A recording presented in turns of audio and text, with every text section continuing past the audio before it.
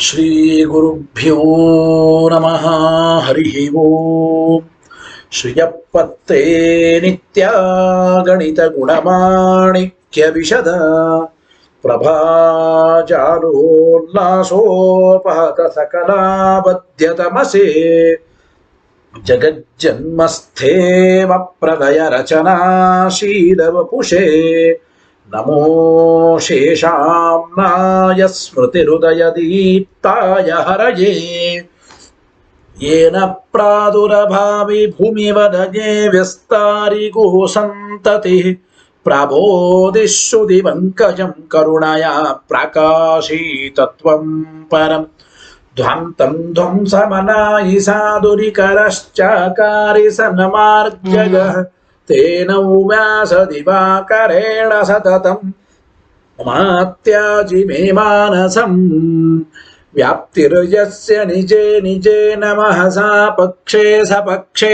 ಸ್ಥಿತಿಃ ವ್ಯಾವೃತ್ತಿಶ್ಚ ವಿಪಕ್ಷತೋತ ವಿಷಯೇ ಸಕ್ತಿರ್ನ Y ಬಾಧಿತೆ ನೈವಾಸ್ತಿ ಪ್ರತಿಪಕ್ಷ ಯುಕ್ತಿರತುಲಂ ಶುದ್ಧಂ ಪ್ರಮಾಣಂ ಸಮ ಭೂಯಾತ್ತತ್ವ ವಿನಿರ್ಣಯಾಯ ಭಗವಾನ್ ಆನಂದ ತೀರ್ಥೋ ಮುನಿಃ ಭವತಿ ಯದನುಭಾವಾದೇಡಮೂಕೋಪಿ ವಾಗ್ಮಿ ಜಡಮತಿರಪಿ ಜಂತುರ್ಜಾಯತೆ ಪ್ರಾಜ್ಞಮೂಲಿಃ ಸಕಲ ವಚನ ಚೇತೋ ದೇವತಾ ಭಾರತೀ ಸಾ ಮಮ ವಚಸಿ ನಿಧತ್ತಾಂ ಸನ್ನಿಧಿಂ ಮಾನಸೇ ಚ ರಮಾನಿವಾಸೋಚಿತ ವಾಸಭೂಮಿ ಸನ್ಯಾಯ ರತ್ನಾವಲಿ ಜನ್ಮಭೂಮಿ ವೈರಾಗ್ಯ ಭಾಗ್ಯೋ ಮಮ ಪದ್ಮನಾಭ ತೀರ್ಥಾಮೃತಾಬ್ಧಿರ್ಭವತಾದ್ವಿಭೂತಿ ಪದವಾಕ್ಯ ಪ್ರಮಾಣಜ್ಞಾನ್ ಪ್ರತಿವಾದಿ ಮದಚ್ಛಿದಃ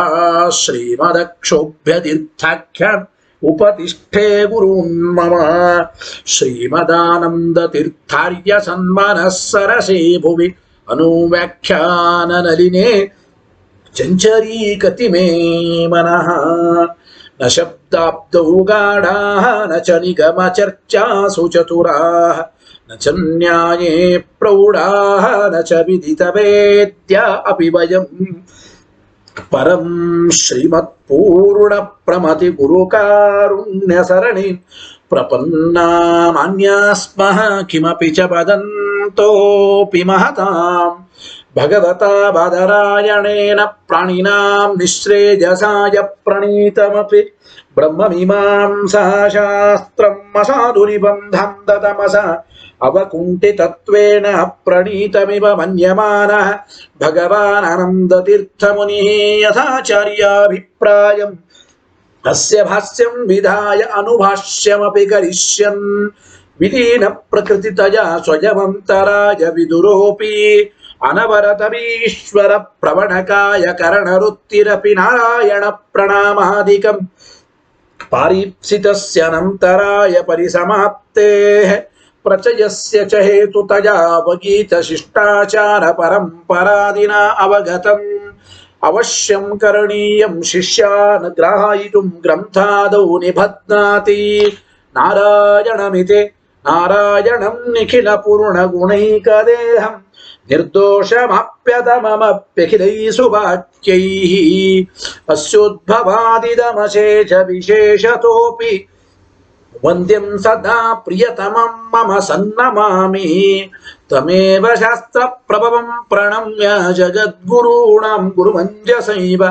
ವಿಶೇಷತೋ ಮೇ ಪರಮಾಖ್ಯ ವಿದ್ಯಾ ವ್ಯಾಖ್ಯಾಂ ಕರೋಮ್ಯನ್ವಪಿ ಚಾಹಮೇವ ಓಂ ಓಂ ಅಥಾತೋ ಬ್ರಹ್ಮ ಜಿಜ್ಞಾಸಾ ಓಂ ಶ್ರುತಿ ಕ್ಷೀರಾಬ್ಧಿ ಮಾಮಧ್ಯ ಧೀಮಂ ದರಮಹೀಭೃತ ಪ್ರಾಪ್ತ ನ್ಯಾಯಸುಧಾಯೇನ ತಂ ಜಯೀಂದ್ರಮಹಂ ಭಜೆ ಬುಧೈಯಪಿ ಸುದುರ್ಬೋಧೆ ಗ್ರಂಥೇ ಯನ್ಮಮ ಸಾಹಸಂ ತತ್ಪಾರಯಂತು ನಿಪುಣಾಃ ಗುರುಪಾದರಜಕ್ಕಣಾಃ ಲೌಕಿಕ ಫಲಂ ಲಕ್ಷಣಾಮೃತದೋಹಿನಿಂ ಗುರುವನುಗ್ರಹ ರೂಪಾಂತ ಕಾಮಧೇನುಮುಪಾಸ್ಮಹೇ ಮದ್ವೋಕ್ತಿರ್ದ್ವಿನದಿ ಜಯಾರ್ಯ ಶುಭವಾಕ್ಷೂರ್ಯಾತ್ಮಜ ಸಂಗಮೆ ವ್ಯಾಖ್ಯಾ ಸ್ನಾನಮೋ ವಿಧಾಯ ನೃಹರೆ ಪ್ರಾಪ್ಯ ಪ್ರಸಾದಂ ಪರಂ ಪ್ರಾಪುರ್ಯೇ ಕೃತಕೃತ್ಯತಾಂ ಗತಮಲಾ ವಿದ್ಯಾದಿರಾಜಾದಯು ಯೋಗೀಶ ಕೃಪಯಂತು ತೇ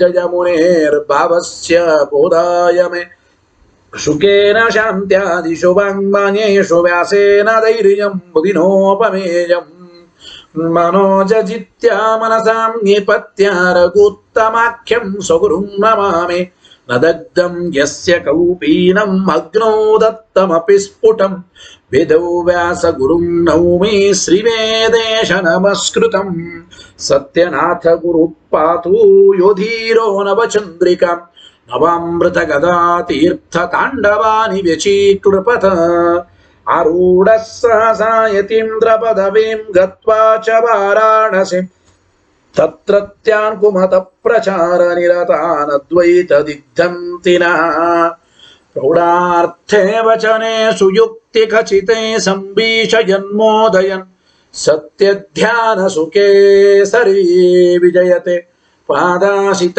ಶ್ರೀಪತೇಃ ಪ್ರಾವೋಚದ್ಯೋತಿಕಂ ನ್ಯಾಯ ಸುಧಾವಾಕ್ಯಾರ್ಥಚಂದ್ರಿಕಾಂ ಸತ್ಯ ಪ್ರಜ್ಞ ಗುರುರ್ದದ್ಯಾತ್ ಪ್ರಜ್ಞಾಂ ವೈದಾಂತಿಕೀಂ ಸದಾ ಬಂಧುಸ್ತ್ವಂ ಗುರುರಿಷ್ಟದೈವತಮಿತಿ ತ್ವತ್ಪಾದ ಪಂಕೇರುಹಂ ಪ್ರಾಪ್ತಂ ಮಾಂ ಪರಿಪಾಲಯೇತಿ ಸತತಂ ಯಾಚೇ ನಿಬದ್ಧಾಂಜಲಿ ಚಿತ್ತಂ ಮದ್ಗುಣದೋಷ ಚಿಂತನ ವಿದೋ ನೂನಂ ಮನಾಕ್ಮಾಕೃತಾಃ ಸತ್ಯಾಭಿಜ್ಞ ಗುರೋಸ್ತ್ವದಂಗ್ರಿಯುಗಲಂ ಹಿತ್ವಾ ನಮೇ ಸದ್ಗತಿ ಸತ್ಯಾಭಿಜ್ಞ ಕರಾಬ್ಜೋತ್ಥಾನ್ ಪಂಚಾಶದ್ವರ್ಷ ಪೂಜಕಾನ್ ಸತ್ಯ ಪ್ರಮೋದ ತೀರ್ಥಾರ್ಯಾನ್ ನೌಮಿ ನ್ಯಾಯ ಸುಧಾರತಾನ್ ವೇದೇಶ ಮುನಿ ಸತ್ಪಾದ ಸೇವಾ ಸಂಪ್ರಾಪ್ತ ವೈಭವಾನ್ ಯಾದವಾರ್ಯಾನ್ ವರಸುಧಾ ಟೀಕಾಕಾರಾನ್ ವಯಂ ನುಮಃ ಪೃಥ್ವೀ ಮಂಡಲ ಮಧ್ಯಸ್ಥಾಃ ಪೂರ್ಣಬೋಧ ಮತಾನುಗಾಃ ವೈಷ್ಣವಾ ವಿಷ್ಣುಹೃದಯಾಃ ತಾನ್ನಮಸ್ಸೆ ಗುರುನ್ ಮಮ ಅಪಾದಮೂಲೆ ಪರ್ಯಂತಂ ಗುರುಣಾಮಾಕೃತಿಂ ಸ್ಮರೆತ್ ತೇನ ವಿಘ್ನಾಃ ಪ್ರಣಶ್ಯಂತಿ ಸಿದ್ಧ್ಯಂತಿ ಚ ಮನೋರಥಾಃ ಶುಭಾಂ ಧ್ಯಾಯಂತಿ ಯೇ ಕಾಮಾನ್ ಗುರುದೇವಃ ಪ್ರಸಾದಜಾನ್ ಇತರಾನ್ ಆತ್ಮಪಾಪೋತ್ಥಾನ್ ತೇಷಾಂ ವಿದ್ಯಾ ಫಲಿಷ್ಯತಿ ಯೈರಹಂ ಶುಕವತ್ ಸಮ್ಯಕ್ ಶಿಕ್ಷಿತೋಸ್ಮಿ ಕೃಪಾರುಭಿಃ ಶ್ರೀಮಃ ಸತ್ಯಾತ್ಮತೀರ್ಥಾರ್ಯಾನ್ ವಂದೇ ವಿದ್ಯಾ ಗುರುನ್ ಮಮ ರಾಮಶಬ್ದಾರ್ಥವಕ್ತಾರಂ ಗಾಯತ್ರ್ಯರ್ಥಂ ಚ ಸಾಧಕಂ ಮಠಾದಿಪೈರಮಾನಿತಂ ಚ ಸತ್ಯಾತ್ಮಾನಂ ಯತಿಂ ಭಜೆ ಸ್ವಸ್ತ್ಯಸ್ತು ಸತಾಮಖಿಲ ಸನ್ಮಂಗಲಾನಿ ಭವಂತು ಶ್ರೀ ಗುರುಭ್ಯೋ ನಮಃ ಹರಿ ಓಂ. ನಾವು ಹಿಂದೆ ಒಂದು ಮಾತು ಹೇಳಿದ್ದೇವೆ, ಏನು ಅಂತಂದ್ರೆ ಏತಮನ್ನಮಯಮಾತ್ಮಾನಮುಪಸಂಕ್ರಾಮತಿ ಮತ್ತು ಏತಮನ್ನಮಯಮಾತ್ಮಾನಮುಪಸಂಕ್ರಮ್ಯ. ಅನ್ನಮಯಾದಿಗಳು ಅಂತಂದ್ರೆ ಜೀವ, ಶರೀರಾದಿ ಕೋಶಗಳು ಅಂತ ಹೇಳಲಿಕ್ಕೆ ಬರಲ್ಲ, ಶರೀರಾದಿ ಕೋಶಗಳು ಅಂತ ಹೇಳಲಿಕ್ಕೆ ಬರೋದಿಲ್ಲ ಅಂತ ನಾವು ಹೇಳಿದ್ದೇವೆ. ಯಾಕೆ ಅಂದ್ರೆ ನೋಡಿ, ಅನ್ನಮಯಾದಿಗಳ ಜ್ಞಾನ ಮಾಡಿಕೊಂಡ್ರೆ ಮೋಕ್ಷ ಅಂತ ಹೇಳಿದ್ದಾರೆ. ಅಂದ್ರೆ ಅನ್ನಮಯಾದಿಗಳ ಜ್ಞಾನದಿಂದ ವಿಶೇಷವಾಗಿ ಅಂದ್ರೆ ಬ್ರಹ್ಮ ಪ್ರಾಪ್ತಿ ಅಂತ ಹೇಳಿದ್ದಾರೆ, ಮೋಕ್ಷ ಪ್ರಾಪ್ತಿ ಅಂತ ಹೇಳಿದ್ದಾರೆ. ಹೌದೋ ಇಲ್ಲ? ಅನ್ನಮಯಾದಿಗಳು ಒಂದು ವೇಳೆ ಶರೀರಾದಿ ಕೋಶಗಳು ಅಂತಂದುಬಿಟ್ರೆ, ಶರೀರಾದಿ ಕೋಶಗಳಿಂದ ಬ್ರಹ್ಮನ ಪ್ರಾಪ್ತಿ ಆಗುತ್ತದ? ಆಗೋದಿಲ್ಲ ಎಂಬ ಮಾತನ್ನ ಅಂದ್ರೆ ತಿಳಿಸಿಕೊಟ್ಟಿದ್ದಾರೆ ಹಿಂದೆ. ಈ ವಾಕ್ಯ ಇರೋದರಿಂದ ಏತಮನ್ನಮಯಮಾತ್ಮಾನಮುಪಸಂಕ್ರಾಮತಿ, ಬ್ರಹ್ಮಜ್ಞಾನಿಗೆ ಅನ್ನಮಯನ ಪ್ರಾಪ್ತಿ. ಅನ್ನಮಯನ ಪ್ರಾಪ್ತಿ ಅಂದ್ರೆ ಪರಬ್ರಹ್ಮನ ಪ್ರಾಪ್ತಿ ಅಂತ ಅರ್ಥ ಮಾಡಬೇಕೇ ಹೊರತು ಶರೀರಾದಿ ಕೋಶಗಳ ಪ್ರಾಪ್ತಿ ಅಂತ ಹೇಳಲಿಕ್ಕೆ ಆಗುತ್ತದ? ಆಗೋದ್ರೆ ನಾವು ಅದಕ್ಕೆ ಅವ್ರು ಇದರ ಮೇಲೆ ಪ್ರಶ್ನೆ ಮಾಡಿದ್ರು. ಸ್ಯಾದೇ ತತ, ಇಲ್ಲಿ ನೀವು ಹೀಗೆ ಹೇಳಬಹುದಾಗಿತ್ತು ಅಂದ್ರೆ ಅವ್ರು ಏನು ಸ್ಯಾದೇತತ್ ಯದಿ ಅತ್ರ ಯದ್ಯತ್ರ ಅನ್ನಮಯಾದಿ ಪ್ರಾಪ್ತಿ ಉಚ್ಚೇತ. ಆ ವಾಕ್ಯದಿಂದ ಆಗಬೇಕು ನೋಡಿ. ಸ್ಯಾದೇತ ಹಿಡ್ಕೊಂಡು ನೋಡಿ, ಒಂದು ವೇಳೆ ಇಲ್ಲಿ ಅನ್ನಮಯನ ಪ್ರಾಪ್ತಿ ಹೇಳ್ತಾ ಇದ್ರೆ ನೀವು ಹೇಳಬಹುದಾಗಿತ್ತು. ಈ ಪ್ರಕರಣಗಳಲ್ಲಿ ಬ್ರಹ್ಮಾನಂದವಲ್ಲಿ, ಭೃಗುವಲ್ಲಿ, ಈ ಪ್ರಕರಣಗಳಲ್ಲಿ ಅನ್ನಮಯಾದಿಗಳ ಪ್ರಾಪ್ತಿಯನ್ನ ಹೇಳೇ ಇಲ್ಲ ಅಂದ್ರು. ಅನ್ನಮಯಾದಿಗಳ ಪ್ರಾಪ್ತಿ ಹೇಳಿಲ್ಲ. ನಚ ಏತದಸ್ತಿ ನಚ ಈತದಸ್ತಿ ನಚ ಏತದಸ್ತಿ. ಈ ಒಂದು ಪ್ರಕರಣಗಳಲ್ಲಿ ಅನ್ನಮಯಾದಿಗಳ ಪ್ರಾಪ್ತಿ ಹೇಳೇ ಇಲ್ರಿ ಅಂದ್ರು. ಕಿಂತು ಏನ್ ಹೇಳಿದ್ದಾರೆ ನೋಡಿ, ಉಪಸಂಕ್ರಮ ಶಬ್ದಸ್ಯ ಅತಿಕ್ರಮಾರ್ಥತ್ವಾತ್ ಇತ್ಯತಃ ಆಹ ಉಪಸಂಕ್ರಮಣಂಚ ಇತಿ. ಇಲ್ಲಿ ಉಪಸಂಕ್ರಾಮತಿ ಅಂತ ಹೇಳಿದ್ದಾರೆ. ಉಪಸಂಕ್ರಮ್ಯ ಅಂತ ಎರಡು ಶಬ್ದ ಇದೆ. ಏತಮನ್ನಮಯ ಮಹಾತ್ಮಾನಮುಪಸಂಕ್ರಾಮತಿ, ಏತಮನ್ನಮಯ ಮಹಾತ್ಮಾನಮುಪಸಂಕ್ರಮ್ಯ, ಎರಡು ವಾಕ್ಯಗಳಿವೆ. ಉಪಸಂಕ್ರಾಮತಿ, ಉಪಸಂಕ್ರಮ್ಯ. ಇರ್ಲಿ, ಉಪಸಂಕ್ರಮ ಎಂಬ ಶಬ್ದಕ್ಕೆ ಅತಿಕ್ರಮ, ದಾಟೋದು ಅಂತ ಅರ್ಥ ಹೇಳ್ಬೋದು. ಅಂದ್ರೆ ಅನ್ನಮಯಾದಿಗಳನ್ನ ದಾಟೋದು ಅಂತ ಅರ್ಥ ಹೇಳೋಣ. ಅನ್ನಮಯಾದಿಗಳ ಪ್ರಾಪ್ತಿ ಅಂತ ಯಾಕೆ ನೀವು ಅರ್ಥ ಹೇಳ್ತೀರಿ? ಏತಮನ್ನಮಯ ಆತ್ಮಾನ ಉಪಸಂಕ್ರಾಮತಿ ಅಂದ್ರೆ ಬ್ರಹ್ಮಜ್ಞಾನಿಗೆ ಅನ್ನಮಯನ ಪ್ರಾಪ್ತಿ ಅಂತ ಯಾಕೆ ಅರ್ಥ ಹೇಳ್ತೀರಿ? ಅನ್ನಮಯಾದಿಗಳ ಪ್ರಾಪ್ತಿ ಅಂತ ಅರ್ಥ ಹೇಳಲೇಬೇಡ್ರಿ. ಅನ್ನಮಯಾದಿಗಳನ್ನ ಉಪಸಂಕ್ರಮಣ ಮಾಡೋದು ಅಂದ್ರೆ ಅನ್ನಮಯಾದಿಗಳನ್ನ ಅತಿಕ್ರಮಣ ಮಾಡೋದು, ದಾಟೋದು. ಈ ಶರೀರಾದಿ ಕೋಶಗಳನ್ನು ದಾಟೋದು ಅಂತ ಅಭಿಪ್ರಾಯ. ಹಿಂಗೆ ಅವರಂತ ಇದ್ದಾರೆ. ಅಂದ್ರೆ ಉಪಸಂಕ್ರಮಣ ಅಂತಂದ್ರೆ ಅನ್ನಮಯಾದಿಗಳ ಪ್ರಾಪ್ತಿ ಅಂತ ಅರ್ಥದ ಅತಿಕ್ರಮ ಎಂಬ ಅರ್ಥವನ್ನು ನಾವು ಹೇಳ್ತೀವಿ. ಅನ್ನಮಯಾದಿಗಳ ಪ್ರಾಪ್ತಿಯನ್ನು ಇಲ್ಲಿ ಹೇಳ್ತಾ ಇಲ್ಲ ಅಂತಂದ್ರೆ ಆಚಾರ್ಯ ಉತ್ತರ ಕೊಡ್ತಾರೆ, ಉಪಸಂಕ್ರಮಣಂಚ ಇತಿ, ಉಪಸಂಕ್ರಮಣಂಚ ಇತಿ. ಆಚಾರ್ಯರ ಅನುವ್ಯಾಖ್ಯಾನ ಶ್ಲೋಕ ಹೇಳಿ ನಿಧಾನವಾಗಿ ಏನು, ಉಪಸಂಕ್ರಮಣಂ ಚೈವ ದ್ವಿತೀಯೋದ್ದೇಶಿತಂ ಪ್ರತಿ ಅತಿಕ್ರಮಂ ವದಂತಂ ತಂ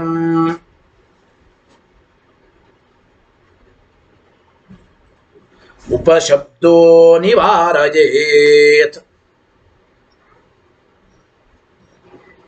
ಏನರ್ಥ ಗೊತ್ತಿದಕ್ಕೆ? ದ್ವಿತೀಯೋದ್ದೇಶಿತಂ ಪ್ರತಿ ಅಂದ್ರೆ ದ್ವಿತೀಯಾಯುಭಕ್ತಿಯಿಂದ ಉದ್ದೇಶ ಮಾಡಿ ಹೇಳಲ್ಪಟ್ಟ ಅನ್ನಮಯಾದಿಗಳನ್ನ ಕುರಿತು. ದ್ವಿತೀಯೋದ್ದೇಶಿತಂ ಪ್ರತಿ ಅಂದ್ರೆ ದ್ವಿತೀಯಾಯುಭಕ್ತಿಯಿಂದ ಉದ್ದೇಶ ಮಾಡಲ್ಪಟ್ಟ ಅನ್ನಮಯಾದಿಗಳನ್ನ ಕುರಿತು ಹೇಳಲ್ಪಟ್ಟ ಏನು ಉಪಸಂಕ್ರಮಣ ಅಂತ ಇದೆ. ಉಪಸಂಕ್ರಮಣ, ಆ ಹೇಳಲ್ಪಟ್ಟ ಉಪಸಂಕ್ರಮಣವನ್ನ, ಉಪಸಂಕ್ರಮಣಂಚ ಉಪಸಂಕ್ರಮಣವನ್ನ ಅತಿಕ್ರಮಂ ಇತಿ ವದಂತಂ ಅಂದ್ರೆ ಉಪಸಂಕ್ರಮಣ ಎಂಬುದಕ್ಕೆ ಅತಿಕ್ರಮ ಎಂಬ ಅರ್ಥ ಹೇಳುವ ವದಂತಂ ತಂ ಅಂದ್ರೆ ಉಪಸಂಕ್ರಮಣ ಎಂಬ ಶಬ್ದಕ್ಕೆ ಅತಿಕ್ರಮ ಎಂಬ ಅರ್ಥ ಹೇಳುವ ವಾದಿಯನ್ನು ಕುರಿತು ಇತಿ ವದಂತಂ ತಂ ಉಪಶಬ್ದ ನಿವಾರಯೇತ್. ಆ ವಾದಿಯನ್ನು ಕುರಿತು ಉಪಶಬ್ದವೇ ನಿವಾರಣೆ ಮಾಡ್ತಾ ಇದೆ. ಅಂದ್ರೆ ಈ ರೀತಿ ಅಬದ್ಧ ಅರ್ಥ ಹೇಳತಕ್ಕಂಥ ವಾದಿಗಳನ್ನ ಕುರಿತು ಆ ಉಪಶಬ್ದ ಎಂಬುದೇ ನಿಮಗೆ ವಿರುದ್ಧವಾಗಿದೆ. ಉಪಸಂಕ್ರಮಣ ಎಂಬುದಕ್ಕೆ ಅತಿಕ್ರಮ ಮಾಡೋದು ಅಂತ ಅರ್ಥ ಹೇಳೋ ವಾದಿಯನ್ನು ಕುರಿತು ಉಪ ಎಂಬ ಶಬ್ದವೇ ನಿಮಗೆ ವಿರೋಧಿಯಾಗಿದೆ. ಉಪ ಎಂಬ ಶಬ್ದವೇ ನಿಮಗೆ ವಿರೋಧಿಯಾಗಿದೆ ಎಂಬ ಮಾತನ್ನು ಹೇಳ್ತಾ ಇದ್ದಾನೆ. ಅದರ ಅಭಿಪ್ರಾಯ ಏನಂತಂದ್ರೆ ಅಲ್ಲಿ ಏತಂ ಅನ್ನಮಯಮಾತ್ಮಾನಂ ಅಂದ್ರೆ ದ್ವಿತೀಯಾಯುಭಕ್ತಿಯಲ್ಲಿ ಉದ್ದೇಶ ಮಾಡಿ ಹೇಳಲ್ಪಟ್ಟ ಅನ್ನಮಯಾದಿಗಳನ್ನ ಕುರಿತು ಉಪಸಂಕ್ರಮಣ ಪ್ರಾಪ್ತಿ ಅಂತ ನಾವು ಅರ್ಥ ಹೇಳಿದ್ವಿ. ಆ ಉಪಸಂಕ್ರಮಣ ಎಂಬುದಕ್ಕೆ ಅತಿಕ್ರಮ ಅಂತ ಅರ್ಥ ಹೇಳುವ ಈ ವಾದಿಯನ್ನ ಕುರಿತು ಅಲ್ಲಿರತಕ್ಕಂಥ ಉಪಸಂಕ್ರಾಮತಿ ಉಪ ಎಂಬ ಶಬ್ದವೇ ನಿಮಗೆ ವಿರೋಧಿಯಾಗುತ್ತದೆ ಅಂತ ಆಚಾರ್ಯರ ಅಭಿಪ್ರಾಯ. ಟೀಕಾಕೃತ್ಪಾದರ ಸುಧಾವಾಕ್ಯ ನೋಡಿ. ದ್ವಿತೀಯೋದ್ದೇಶಿತಂ ಪ್ರತಿ ದ್ವಿತೀಯ ಕರ್ಮತ್ವೇನ ತಂ ಅನ್ನಮಯಾದಿಕಂ ಪ್ರತಿ ಅಂತ ಅರ್ಥ. ದ್ವಿತೀಯೋದ್ದೇಶಿತಂ ಪ್ರತಿ ಅಂದ್ರೆ ಅರ್ಥ ಏನು? ದ್ವಿತೀಯ ವಿಭಕ್ತಿಯಿಂದ ಕರ್ಮತ್ವೇನ ಉದ್ದೇಶವಾಗಿ ಹೇಳಲ್ಪಟ್ಟ ಅನ್ನಮಯಾದಿಗಳನ್ನ ಕುರಿತು ಅಂತ ಇಷ್ಟರ್ಥ. ದ್ವಿತೀಯೋದ್ದೇಶಿತಂ ಪ್ರತಿ ಟೀಕರೆ ಬರೀತಾ ಇದ್ದಾರೆ. ಅನ್ನಮಯಾದಿಗಳನ್ನ ಕುರಿತು ಯದ್ ಉಪಸಂಕ್ರಮಣ ಮುಚ್ಚತೆ, ಅನ್ನಮಯಾದಿಗಳನ್ನು ಕುರಿತು ಉಪಸಂಕ್ರಮಣ ಅಂದ್ರೆ ಪ್ರಾಪ್ತಿ ಅಂತ ನಾವು ಅರ್ಥ. ಅನ್ನಮಯಾದಿಗಳ ಪ್ರಾಪ್ತಿ ಬ್ರಹ್ಮಜ್ಞಾನಿಗೆ ಅಂತ ನಾವು ಅರ್ಥ ಹೇಳಿದ್ದೀವಿ. ಅಂತೂ ಅನ್ನಮಯಾದಿಗಳನ್ನ ಕುರಿತು ಹೇಳಲ್ಪಟ್ಟ ಉಪಸಂಕ್ರಮಣ ಅಂಬೋದಕ್ಕೆ ಯದ್ ಉಪಸಂಕ್ರಮಣ ಮುಚ್ಚತೆ ತದ್ ಅತಿಕ್ರಮಂ ವದಂತಂ. ಉಪಸಂಕ್ರಮಣ ಅಂದ್ರೆ ಅತಿಕ್ರಮ ಎಂಬ ಅರ್ಥ ಹೇಳುವ ವಾದಿಯನ್ನು ಕುರಿತು, ಅಂದ್ರೆ ಉಪಸಂಕ್ರಮಣ ವಾಚಿ ಪದ ಅತಿಕ್ರಮಾರ್ಥಂ. ಉಪಸಂಕ್ರಮಣ ಎಂಬ ಪದಕ್ಕೆ ಅತಿಕ್ರಮ ಎಂಬ ಅರ್ಥವನ್ನ ವ್ಯಾಖ್ಯಾನ ಮಾಡುವ ವಾದಿಯನ್ನು ಕುರಿತು, ಅಂದ್ರೆ ಅತಿಕ್ರಮಾರ್ಥಂ ವ್ಯಾಕುರ್ವಂತಂ ಇತಿ ಯಾವತ. ಉಪಸಂಕ್ರಮಣ ಎಂಬ ಶಬ್ದಕ್ಕೆ ಅತಿಕ್ರಮ ಎಂಬುವ ಅರ್ಥವನ್ನು ಹೇಳಿ ವ್ಯಾಖ್ಯಾನ ಮಾಡುವ ವಾದಿಯನ್ನು ಕುರಿತು ಉಪಶಬ್ದ ನಿವಾರಯೇತ್. ಉಪಶಬ್ದ ಎಂಬುದೇ ನಿವಾರಣೆ ಮಾಡುತ್ತದೆ ಅಂದ್ರೇನು? ತಸ್ಯ ಉಪಶಬ್ದ ವಿರೋಧ ಸ್ಯಾತ್. ಇಂತಹ ವಾದಿಗೆ ಉಪ ಎಂಬ ಶಬ್ದದ ವಿರೋಧ ಬರುತ್ತದೆ ಅಂತ ಅರ್ಥ. ಉಪಸಂಕ್ರಮಣ ಎಂಬುದಕ್ಕೆ ಅತಿಕ್ರಮ ಅಂತ ಅರ್ಥ ಹೇಳುವ ವಾದಿಗೆ ಉಪಶಬ್ದದ ವಿರೋಧವೇ ಬರುತ್ತದೆ. ಉಪಶಬ್ದದ ವಿರೋಧವೇ ಬರುತ್ತದೆ. ಯಾತಕ್ಕೆ ನೋಡಿ, ಉಪಸಂಕ್ರಮಣ ಉಪಸರ್ಗ ಪೂರ್ವಕ ಕ್ರಮಧಾತು ಇಲ್ಲಿದೆ. ಅಂದ್ರೆ ಉಪಸರ್ಗ ಪೂರ್ವಕವಾದ ಕ್ರಮಧಾತುವಿಗೆ ಪ್ರಾಪ್ತಿ ಎಂಬ ಅರ್ಥ ಜಗತ್ತಿನಲ್ಲಿ ಪ್ರಸಿದ್ಧವಾಗಿದೆಯೋ ಇಲ್ಲವೋ? ಕ್ರಮಧಾತುವಿಗೆ ಪ್ರಾಪ್ತಿ ಎಂಬ ಅರ್ಥವೇ ಉಂಟು. ಉಪಸಂಕ್ರಮಣ ಉಪಸರ್ಗ, ಸಂಕ್ರಮಣ ಅಂದ್ರೆ ಪ್ರಾಪ್ತಿ ಅಂತ ಅರ್ಥ ಇದ್ದಾಗ ಅನ್ನಮಯಾದಿಗಳನ್ನ ಕುರಿತು ಪ್ರಾಪ್ತಿ ಅಂತೆ ಅರ್ಥ ಹೇಳಬೇಕು. ಅದನ್ನ ಬಿಟ್ಟು ಅನ್ನಮಯಾದಿಗಳನ್ನ ದಾಟೋದು ಉಪಸಂಕ್ರಮಣ ಅತಿಕ್ರಮ ಅಂತಂದ್ರೆ ಆ ಉಪಶಬ್ದ ಯಾತಕ್ಕೆ ಬೇಕು? ಉಪ ಎಂಬ ಶಬ್ದದ ವಿರೋಧವೇ ನಿಮಗೆ ಬರುತ್ತದೆ ಅಂತ ಒಂದು. ಜೊತೆಗೆ ದೋಷಾಂತರ ಮಹಾ ಅಶ್ರುತ ಸೇತಿ ಇನ್ನೊಂದು ದೋಷವನ್ನು ಹೇಳ್ತಾ ಇದ್ದಾರೆ. ಅಶ್ರುತೇತಿ ಏನಪ್ಪಾ ಅಂದ್ರೆ ನೋಡಿ, ಇನ್ನೊಂದು ದೋಷ ಏನಪ್ಪಾ ಅಂದ್ರೆ ಉಪಸಂಕ್ರಮಣ ಎಂಬುದಕ್ಕೆ ಅತಿಕ್ರಮ ಎಂಬ ಅರ್ಥವನ್ನು ನೀವು ಹೇಳೋದಾದ್ರೆ ಅಶ್ರುತ ಕಲ್ಪನಾ ಶ್ರುತ ಹಾನಿ ಅಥವಾ ಶ್ರುತ ಪರಿತ್ಯಾಗ ಅಂತಾರೆ ಅದನ್ನೇ. ಅಶ್ರುತ ಕಲ್ಪನಾ ಶ್ರುತ ಪರಿತ್ಯಾಗ ಎಂಬ ಈ ದೋಷಗಳು ಬರ್ತಾ ಇವೆ ಎಂಬ ವಿಚಾರವನ್ನ ಮುಂದಿನ ಶ್ಲೋಕದಲ್ಲಿ ಹೇಳ್ತಾ ಇದ್ದ. ಆ ಶ್ಲೋಕ ಹೇಳಿ ಅರ್ಥ ಹೇಳೋಣ.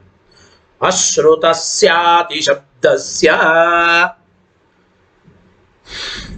ಸ್ಥಾನಂ ದದ್ಯಾತ್ ಕಥಂ ಪುನಃ ಶ್ರುತಾಶ್ರುತ ಪರಿತ್ಯಾಗ ಕಲ್ಪನೆ ವಿಗತ ಕ್ರಿಯಾ. ಏನ್ ಅರ್ಥ ಹೇಳ್ತಾ ಇದ್ದಾರೆ ನೋಡಿ. ಅಶ್ರುತಸ್ಯ ಅತಿಶಬ್ದಸ್ಯ ಸ್ಥಾನಂ ದದ್ಯಾ. ಶ್ರುತಿಯಲ್ಲಿ ಇಲ್ಲದೆ ಇರತಕ್ಕಂತ ಅತಿ ಎಂಬ ಶಬ್ದಕ್ಕೆ ಸ್ಥಾನವನ್ನು ಕೊಡಬೇಕಾಗುತ್ತದೆ. ಶ್ರುತಿಯಲ್ಲಿ ಅತಿ ಶಬ್ದ ಇಲ್ಲೇ ಇಲ್ಲ, ಉಪಸಂಕ್ರಮಣ ಅಂತ ಇದೆ. ಅದಕ್ಕೆ ಅತಿಕ್ರಮ ಅತಿ ಎಂಬ ಶಬ್ದ ನೀವೇ ಹಾಕದಂಗಾಯಿತು. ಇಲ್ಲದೇ ಇದ್ದ ಅತಿ ಶಬ್ದವನ್ನು ಶ್ರುತಿಗೆ ನೀವು ಒತ್ತಾಯ ಮಾಡಿ ಅರ್ಥ ಹೇಳದಂಗಾಯಿತು. ಅತಿ ಶಬ್ದಕ್ಕೆ ಸ್ಥಾನವನ್ನು ಕೊಟ್ಟಂಗಾಯಿತು. ಅಶ್ರುತಸ್ಯ ಶ್ರುತಿಯಲ್ಲಿ ಇಲ್ಲದೇ ಇರತಕ್ಕಂಥ ಅತಿ ಶಬ್ದಕ್ಕೆ ಸ್ಥಾನಂ ಕಥಂ ದದ್ಯಾತ್, ಹೇಗೆ ಆ ಸ್ಥಾನವನ್ನು ಕೊಟ್ಟ ಅಂದ್ರೆ ಇಲ್ಲದೇ ಇರತಕ್ಕಂಥ ಅತಿ ಶಬ್ದವನ್ನ ಹೇಗೆ ಕಲ್ಪನೆ ಮಾಡಿದ್ರೆ ನೀವು? ಒಂದು ಪ್ರಶ್ನೆ. ಮತ್ತು ವಿಗತ ಕ್ರಿಯಾ, ಲಜ್ಜೆ ಇಲ್ಲಿ ಹ್ರೀಹಿ ಅಂದ್ರೆ ನಾಚಿಕೆ. ವಿಗತ ಕ್ರಿಯಾಂ ಅಂದ್ರೆ ನಾಚಿಕೆ ಇಲ್ಲದೆ ಇದ್ದ ವ್ಯಕ್ತಿಗೆ ಅಶ್ರುತ ಕಲ್ಪನಾ ಶ್ರುತ ಪರಿತ್ಯಾಗ ಎಂಬುವ ದೋಷ ಬರುತ್ತದೆ ಅಂತ ಅಭಿಪ್ರಾಯ. ಗೊತ್ತಾಯ್ತು ಅಲ್ಲ? ನೋಡಿ, ಶ್ರುತವಾದ ಉಪಶಬ್ದವನ್ನು ಬಿಟ್ಟು ಶ್ರುತ ಅಂದ್ರೆ ಅಶ್ರುತ ಕಲ್ಪನಾ ಶ್ರುತ ಪರಿತ್ಯಾಗ ಇವುಗಳನ್ನು ಮಾಡೋದಾದ್ರೆ ಆ ಲಜ್ಜೆಗೆಟ್ಟವನಿಗೆ ವಿಗತ ಹ್ರೀಹಿ ಅಂದ್ರೆ ವಿಗತ ಕ್ರಿಯಾ, ನಾಚಿಕೆ ಇಲ್ಲದೆ ಇದ್ದವರನ್ನ ಕುರಿತು ಅಶ್ರುತ ಕಲ್ಪನಾ ಶ್ರುತ ಪರಿತ್ಯಾಗ ಎಂಬ ಎರಡು ದೋಷಗಳು ಬರುತ್ತವೆ ಅಂತ ಒಟ್ಟು ಈ ಶ್ಲೋಕದಲ್ಲಿ ಹೇಳ್ತಾ ಇದೆ. ಏನು ಅದರ ವಿವರಣೆ ನೋಡಿ, ಟೀಕಾ ಬರೀತಾರೆ ಈ ಶ್ಲೋಕೇನು. ಪುನಃ ಇತಿ ದೋಷಾಂತರ ಸಮುಚ್ಚಯಾರ್ಥ ಸ್ಥಾನಂ ದದ್ಯಾತ್ ಕಥಂ ಪುನಃ. ಆಚಾರ್ಯರು ಶ್ಲೋಕದಲ್ಲಿ ಪುನಃ ಎಂಬ ಶಬ್ದ ಬಳಸಿದ್ದಾರೆ. ಪುನಃ ಎಂಬುದಕ್ಕೆ ಇನ್ನೊಂದು ದೋಷವನ್ನ ಹಚ್ಚಿಕೊಳ್ಳಬೇಕು ಎಂಬ ಅರ್ಥದಲ್ಲಿ ಪುನಃ ಎಂಬ ಶಬ್ದವನ್ನು ಬಳಸಿದ್ದಾರೆ ಆಚಾರ್ಯರು ಅಂತ ಟೀಕಾರಾಯರು ಬರೀತಾ ಇದ್ದಾರೆ. ಪುನಃ ಇತಿ ದೋಷಾಂತರ ಸಮುಚ್ಚಯಾರ್ಥ ವಾಕ್ಯದ್ವಯ ತಾತ್ಪರ್ಯವಾಹ. ಒಟ್ಟು ಇಲ್ಲಿರತಕ್ಕಂಥ ಎರಡು ವಾಕ್ಯಗಳ ತಾತ್ಪರ್ಯವನ್ನ ಹೇಳಿದ್ರು. ಅಶ್ರುತಸ್ಯಾತಿ ಶಬ್ದಸ್ಯ ಏನು ಏವಂ ವ್ಯಾಕುರ್ವಾಣೇನ ಹಿ ಅಂದ್ರೆ ಉಪಸಂಕ್ರಮಣ ಎಂಬ ಶಬ್ದಕ್ಕೆ ಅತಿಕ್ರಮ ಅಂತ ಅರ್ಥವನ್ನ ವ್ಯಾಖ್ಯಾನ ಮಾಡುವ ವಾದಿಯಿಂದ ಶ್ರುತವಾದ ಉಪಶಬ್ದಂ ತ್ಯಕ್ತ್ವ ಉಪಸಂಕ್ರಮಣ ಅಂಬೋಲ್ಲಿ ಉಪಶಬ್ದ ಹೇಳಲ್ಪಟ್ಟಿದೆ. ಆ ಶ್ರುತವಾದ ಶ್ರುತಿಯಲ್ಲಿ ಇದ್ದ ಉಪ ಎಂಬ ಶಬ್ದವನ್ನು ಬಿಟ್ಟು ಶ್ರುತಂ ಉಪಶಬ್ದಂ ತ್ಯಕ್ತ್ವಾ ಶ್ರುತಿಯಲ್ಲಿರುವ ಉಪಶಬ್ದವನ್ನು ಪರಿತ್ಯಾಗ ಮಾಡಿ ತಸ್ಥಾನೆ ಆ ಉಪಶಬ್ದದ ಸ್ಥಾನದಲ್ಲಿ ಅಶ್ರುತ ಅತಿಶಬ್ದ ಅದ್ಯಾಹಾರ್ಯ ಇಲ್ಲದೆ ಇರತಕ್ಕಂತಹ ಶ್ರುತಿಯಲ್ಲಿ ಇಲ್ಲದೆ ಇರುವ ಅಶ್ರುತವಾದ ಅತಿ ಎಂಬ ಶಬ್ದವನ್ನು ಹಾಕಬೇಕು. ಇದ್ದ ಉಪಶಬ್ದವನ್ನು ಕೈಬಿಟ್ಟು ಇಲ್ಲದೆ ಇರತಕ್ಕಂತಹ ಅತಿ ಶಬ್ದವನ್ನ ಅಧ್ಯಾಹಾರ ಮಾಡಿಕೊಳ್ಬೇಕು. ಇಷ್ಟಿದೆ. ಸರಿ, ಹೀಗಾದ್ರೆ ಏನಾಯ್ತು ಹಾಗಾರೆ? ತಥಾಚ ಶ್ರುತ ಪರಿತ್ಯಾಗ ಅಶ್ರುತ ಕಲ್ಪನಂಚ ಸ್ಯಾ. ಆದ್ದರಿಂದ ಅಂತಹ ಮಾಯಾವಾದಿಗೆ ಶ್ರುತ ಪರಿತ್ಯಾಗ ಅಶ್ರುತ ಕಲ್ಪನಾ ಎಂಬ ದೋಷ ಬಂತು. ಶ್ರುತ ಪರಿತ್ಯಾಗ ಅಂದ್ರೆ ಶ್ರುತಿಯಲ್ಲಿ ಇದ್ದ ಶ್ರುತವಾದ ಉಪಶಬ್ದದ ಪರಿತ್ಯಾಗ. ಅಶ್ರುತ ಕಲ್ಪನಾ ಶ್ರುತಿಯಲ್ಲಿ ಇಲ್ಲದೆ ಇರತಕ್ಕಂಥ ಅತಿ ಎಂಬ ಶಬ್ದವನ್ನ ಹಾಕದಂಗಾಯಿತು. ಅಶ್ರುತ ಕಲ್ಪನಾ ಎಂಬ ದೋಷ ಬರುತ್ತದೆ. ಬರ್ಲಿ, ಏನಾಯ್ತು ಅಂದ್ರೆ ತದುಭಯಂಚ ಲಜ್ಜಾಹೇತು. ಇಲ್ಲದೆ ಇದ್ದದ್ದನ್ನು ಹೇಳೋದು, ಇದ್ದದ್ದನ್ನು ಕೈ ಬಿಡೋದು, ಇದು ನಾಚಿಕೆಗೇಡಿನ ಸಂಗತಿ ಅಂದ್ರೆ ಇದು ನಾಚಿಕೆಗೆ ಕಾರಣವಾಗುತ್ತದೆ. ಅಂದ್ರೆ ಆ ರೀತಿ ಮಾಡಬಾರದು ಅಂತ ಅಭಿಪ್ರಾಯ. ವಸ್ತುತ ಯಾವ ವಾದಿಗಳು ಕೂಡ ಶ್ರುತ ಪರಿತ್ಯಾಗ ಅಶ್ರುತ ಕಲ್ಪನಾ ಎಂಬ ದೋಷವನ್ನ ಅಪೇಕ್ಷೆ ಪಡೋದಿಲ್ಲ. ಅದು ನಾಚಿಕೆಗೆ ಕಾರಣ. ತದುಭಯಂಚ ಲಜ್ಜಾಹೇತು ಇತಿ. ಇದರ ಮೇಲೆ ಅವರು ಮತ್ತು ಒಂದು ಪ್ರಶ್ನೆ ಉತ್ತರ ಏನು ಅಂದ್ರೆ ನ ವಯಂ ಶ್ರುತ ಪರಿತ್ಯಾಗೇನ ಅಶ್ರುತ ಅತ್ಯಾಹಾರಂ ಕುರ್ಮಃ ಏನ ಅಯಂ ದೋಷ ಸ್ಯಾತ್. ನೋಡ್ರಿ, ಇಲ್ಲದೆ ಇರತಕ್ಕಂತಹ ಅತಿ ಶಬ್ದವನ್ನು ಹಾಕೋದು, ಇದ್ದ ಉಪಶಬ್ದವನ್ನ ಪರಿತ್ಯಾಗ ನಾವು ಮಾಡಿದರೆ ಈ ರೀತಿ ಆಗ್ತಾ ಇತ್ತು, ದೋಷ ಬರ್ತಾ ಇತ್ತು. ಹಂಗ್ ಮಾಡಲ್ಲ ನಾವು. ಶ್ರುತ ಪರಿತ್ಯಾಗ ಅಶ್ರುತ ಕಲ್ಪನಾ ಎಂಬ ದೋಷ ನಮಗೆ ಬರ್ತಾ ಇತ್ತು ಯಾವಾಗ? ಶ್ರುತ ಪರಿತ್ಯಾಗ ಮಾಡಿದರೆ, ಅಶ್ರುತ ಕಲ್ಪನಾ ಮಾಡಿದರೆ. ನಾವು ಹಂಗೇನು ಮಾಡಲ್ಲ ಅಂದ್ರ ಅವ್ರು. ಏನ ಅಯಂ ದೋಷ ಸ್ಯ, ಹಂಗ ಮಾಡಿದ್ರು ದೋಷ ಬರ್ತಾ ಇತ್ತು. ಇಲ್ಲ, ನಾವು ಹಂಗೆ ಹೇಳೋದೇ ಇಲ್ಲ, ಬೇರೆನೆ ಹೇಳ್ತೀವಿ. ಏನು? ಕಿಂ ನಾಮ. ನೋಡಿ, ಕಿಂ ನಾಮ ಅವ್ಯಯಾನಾಂ ಅನೇಕಾರ್ಥತ್ವಾದ ಉಪಶಬ್ದ ಅತಿಶಬ್ದಾರ್ಥ ವ್ಯಾಖ್ಯಾಯತೆ ಇತಿ. ನೋಡ್ರಿ, ಸಂಸ್ಕೃತದಲ್ಲಿ ಸಾಮಾನ್ಯವಾಗಿ ಅವ್ಯಯಗಳಿಗೆ ಅನೇಕ ಅರ್ಥಗಳಿರ್ತದೆ. ಅವ್ಯಯಾನಾಂ ಅನೇಕಾರ್ಥ ಅಂತ ಮಾತು ಇದೆ, ಗೊತ್ತಾಯ್ತಲ್ಲ? ಅವ್ಯಯಗಳಿಗೆ ಅನೇಕ ಅರ್ಥ. ತು ಅಂತ ಒಂದು ಅವ್ಯಯ ಇದೆ ಇಟ್ಕೊಳ್ಳಿ. ತು ಎಂಬುದಕ್ಕೆ ಏವಕಾರ ಎಂಬ ಅಭಿಪ್ರಾಯ. ತು ಎಂಬುದಕ್ಕೆ ಚ ಎಂಬ ಶಬ್ದದ ಅರ್ಥ ಅಂತೂ ಹೇಳ್ತಾರೆ, ಗೊತ್ತಾಯ್ತೋ ಇಲ್ಲ? ತು ಅಂದ್ರೆ ಸರ್ವಥಾ ಬರಲೇಬಾರದು. ಹೀಗೆ ಅನೇಕ ಅರ್ಥಗಳು ಬರ್ತದೆ. ಅಪಿ, ಚ, ತು. ಅಪಿ ಅಂದ್ರೆ ಮತ್ತು ಅಂತ ಅರ್ಥ, ಅಪಿ ಅಂದ್ರೆ ಇನ್ನೊಂದು ಎಂಬ ಅರ್ಥವೂ ಆಗುತ್ತದೆ. ಹೀಗೆ ಅನೇಕ ಅರ್ಥಗಳನ್ನು ಹೇಳ್ಬೋದು. ಅವ್ಯಯಗಳಿಗೆ ಸಂಸ್ಕೃತದಲ್ಲಿ ಅನೇಕ ಅರ್ಥಗಳು. ಇಲ್ಲಿಯೂ ಕೂಡ ಉಪ ಎಂಬುದು ಒಂದು ಅವ್ಯಯ ಅಂತ ಇಟ್ಕೋತೇವೆ. ಶ್ರುತಿಯಲ್ಲೇ ಇರುವ ಉಪ ಎಂಬ ಅವ್ಯಯಕ್ಕೆ ಅತಿ ಅಂತ ಅರ್ಥ ಇದೆ. ಉಪಶಬ್ದಕ್ಕೆ ಅತಿ ಎಂಬ ಅರ್ಥ ಇದೆ. ಹಾಗಾದ್ರೆ ಶ್ರುತಿಯಲ್ಲೇ ಇದ್ದ ಅತಿ ಶಬ್ದವನ್ನು ಹೇಳ್ದಂಗೆ ಆಯ್ತು. ಶ್ರುತಿಯಲ್ಲಿ ಇದ್ದ ಉಪಶಬ್ದವನ್ನು ಬಿಟ್ಟಂಗೂ ಆಗಲಿಲ್ಲ, ಗೊತ್ತಾಯ್ತಲ್ಲ? ಶ್ರುತ ಪರಿತ್ಯಾಗ ಅಶ್ರುತ ಕಲ್ಪನಾ ಎಂಬ ದೋಷ ಇಲ್ಲ. ಉಪಶಬ್ದಕ್ಕೆ ಅತಿ ಎಂಬ ಶಬ್ದ ಅಂದ್ರೆ ಅತಿ ಎಂಬ ಶಬ್ದದ ಅರ್ಥ, ಉಪಶಬ್ದಕ್ಕೇನೆ ಅತಿ ಎಂಬ ಅರ್ಥ ಅಂತ ನಾವು ವ್ಯಾಖ್ಯಾನ ಮಾಡ್ತೇವೆ. ಇತಿಚೆಯನ್ನ ಹೀಗೆ ಮಾಡ್ಲಿಕ್ಕೆ ಬರೋದಿಲ್ಲ ಅಂದ್ರು. ಹೀಗೆ ಮಾಡ್ಲಿಕ್ಕೆ ಸರ್ವಥಾ ಬರೋದಿಲ್ಲ. ಯಾತಕ್ಕೆ? ನಿಯಾಮಕೇನ ವಿನ ಪ್ರಸಿದ್ಧಾರ್ಥ ತ್ಯಾಗ ಅಪ್ರಸಿದ್ಧಾರ್ಥ ಸ್ವೀಕಾರ ಅನುಪಪತ್ತೇ. ಅವ್ಯಯಗಳಿಗೆ ಅನೇಕ ಅರ್ಥ ಇದೆ, ನಿಜ, ಇಲ್ಲ ಅಂತ ಅನ್ನೋದಿಲ್ಲ. ಅವ್ಯಯಗಳಿಗೆ ಅನೇಕ ಅರ್ಥ ಇದೆ ಅಂತಂದ ಮಾತ್ರಕ್ಕೆ ಯಾವ ನಿಯಾಮಕ ಇಲ್ಲದೆ ಸುಮ್ಮನೆ ಕಾರಣ ಇಲ್ಲದೆ ಏನೂ ಅನುಪಪತ್ತಿ ಇಲ್ಲದೇನೆ ಪ್ರಸಿದ್ಧ ಅರ್ಥವನ್ನು ಬಿಟ್ಟು ಬಿಡೋದು, ಅಪ್ರಸಿದ್ಧವಾದ ಅರ್ಥವನ್ನು ಕಲ್ಪನಾ ಮಾಡೋದು, ಇದು ಸರ್ವಥಾ ಯುಕ್ತವಲ್ಲ, ಇದು ಕೂಡೋದಿಲ್ಲ. ನಿಯಾಮಕೇನ ವಿನ, ಯಾವ ನಿಯಾಮಕ ಇಲ್ಲದೇನೆ ಪ್ರಸಿದ್ಧ ಅರ್ಥವನ್ನು ಪರಿತ್ಯಾಗ ಮಾಡೋದು, ಅಪ್ರಸಿದ್ಧವಾದ ಅರ್ಥವನ್ನು ಸ್ವೀಕಾರ ಮಾಡೋದು ಯುಕ್ತವಲ್ಲ. ಯಾಕೆಂದ್ರೆ ಒಂದು ದೃಷ್ಟಾಂತ ಕೊಡ್ತಾರೆ ಟೀಕರ, ನಹಿ ಅವ್ಯಯಾನಿ ಅನೇಕ ಅರ್ಥಾನಿ ಇತ್ತೇ ತಾವತ, ಅವ್ಯಯಗಳು ಅನೇಕ ಅರ್ಥವುಳ್ಳದ್ದಾಗಿವೆ ಅಂದ ಮಾತ್ರಕ್ಕೆ, ಇತ್ತೇ ತಾವತ ಅಂದ್ರೆ ಅರ್ಥ ಏನು? ಹೀಗಂದ ಮಾತ್ರಕ್ಕೆ. ಕನ್ನಡದಲ್ಲಿ ಅವ್ಯಯಾನಿ ಅನೇಕ ಅರ್ಥಾನಿ ಇತ್ತೇ ತಾವತ, ಅವ್ಯಯಗಳು ಅನೇಕ ಅರ್ಥವುಳ್ಳದ್ದಾಗಿವೆ ಅಂಬೋ ಮಾತ್ರದಿಂದ ಅಂತಹ ಎಂಬ ಶಬ್ದಕ್ಕೆ ಬಹಿಹಿ ಇತ್ಯರ್ಥ ನಹಿ ಗೃಹ್ಯತೆ. ಅಂತಹ ಅಂತ ಒಂದು ಅವ್ಯಯ, ಅಂತಹ ಅಂದ್ರೆ ಒಳಗೆ ಅಂತ ಅರ್ಥ ಇದೆ. ಅಂತಹ ಎಂಬ ಅವ್ಯಯಕ್ಕೆ, ಅವ್ಯಯ ಅಂದ್ರೆ ಅನೇಕ ಅರ್ಥ ರೀ, ಅಂತಹ ಅಂಬೋದಕ್ಕೆ ಹೊರಗೆ ಬಹಿಹಿ ಅಂತ ನಾ ಅರ್ಥ ಹೇಳ್ತೀನಿ ಅಂತಲ್ಲಿಕ್ಕಾಗುತ್ತದ? ಅವ್ಯಯಗಳಿಗೆ ಅನೇಕ ಅರ್ಥ ಇರಬಹುದು, ಅದು ಸಂದರ್ಭಕ್ಕೆ ತಕ್ಕಂತೆ ಅವಶ್ಯಕತೆ ಇದ್ದಾಗ ಏನಾದರೂ ಪ್ರಮಾಣ ನಿಯಾಮಕ ಹೀಗೆ ಅರ್ಥ ಮಾಡಿದ್ರೆ ಇದು ಸರಿ ಹೋಗುತ್ತದೆ. ಪೂರ್ವಾಪರ ಯೋಚನೆ ಮಾಡಿ ನೋಡಿದಾಗ ಈ ಅವ್ಯಯಕ್ಕೆ ಹೀಗೆ ಅರ್ಥ ಮಾಡಬೇಕು ಅಂತ ಹೇಳಬೇಕು. ಯಾವ ನಿಯಾಮಕ ಇಲ್ಲದೆ ಸುಮ್ಮನೆ ಅವ್ಯಯಗಳಿಗೆ ಅನೇಕ ಅರ್ಥ ಇವೆ ಅಂದ ಮಾತ್ರಕ್ಕೆ, ಅವ್ಯಯಗಳಿಗೆ ಅನೇಕ ಅರ್ಥ ಹೇಳಬಹುದು ಅಂದ ಮಾತ್ರಕ್ಕೆ, ನಿಯಾಮಕ ಇಲ್ಲದೆ ಸುಮ್ಮನೆ ಯಾವುದೋ ಅವ್ಯಯಕ್ಕೆ ಏನೋ ವಿರುದ್ಧವಾದ ಅರ್ಥವನ್ನು ಹೇಳಲಿಕ್ಕೆ ಬರಲ್ಲ. ಗೊತ್ತಾಯ್ತು ಇಲ್ಲ? ಟೀಕಾರ ದೃಷ್ಟಾಂತ ಕೊಟ್ರಿ, ಅವ್ಯಯಗಳಿಗೆ ಅನೇಕ ಅರ್ಥ ಇವೆ ಅಂತಂದ ಮಾತ್ರಕ್ಕೆ ಅಂತಹ ಎಂಬ ಶಬ್ದಕ್ಕೆ ಬಹಿಹಿ ಅಂತ ಅರ್ಥ ಹೇಳಲಿಕ್ಕಾಗುತ್ತದ? ಆಗೋದಿಲ್ಲ. ಅಂತಃಶಬ್ದಸ್ಯ ಬಹಿಹಿ ಇತ್ಯರ್ಥೋ ನ ಗೃಹ್ಯತೆ ಅಂತ ಅಭಿಪ್ರಾಯ. ಕಿಂತು ಹಾಗಾದ್ರೆ ಏನು? ಪ್ರಯೋಗಾಧಿಕ ಮನುಸೃತ್ಯೈವ ಇತಿ, ಪ್ರಯೋಗ ನೋಡಿಕೊಂಡೇನೆ ಅರ್ಥ ಮಾಡಬೇಕು, ಸುಮ್ಮನೆ ಹಾಗೆ ಹೇಳಲಿಕ್ಕೆ ಬರೋದಿಲ್ಲ ಅಂತ ಅಭಿಪ್ರಾಯ. ಗೊತ್ತಾಯ್ತು? ಪ್ರಯೋಗಗಳನ್ನ ಅನುಸರಿಸೇನೆ ನಾವು ಬೇರೆ ಅರ್ಥವನ್ನು ಗ್ರಹಣ ಮಾಡಬೇಕೇ ಹೊರತು ಸುಮ್ಮನೆ ಹೇಳಲಿಕ್ಕೆ ಆಗೋದಿಲ್ಲ. ಕಿಂತು ಪ್ರಯೋಗಾಧಿಕ ಮನುಸೃತ್ಯೈವ ಇತಿ ಸ್ಥಿತೇ, ಹೀಗೆ ಹೇಳಿ ಅಭ್ಯುಪಗಮ್ಯಾಪಿ ದೋಷಮಾಹ ಹೋಗಲಿ.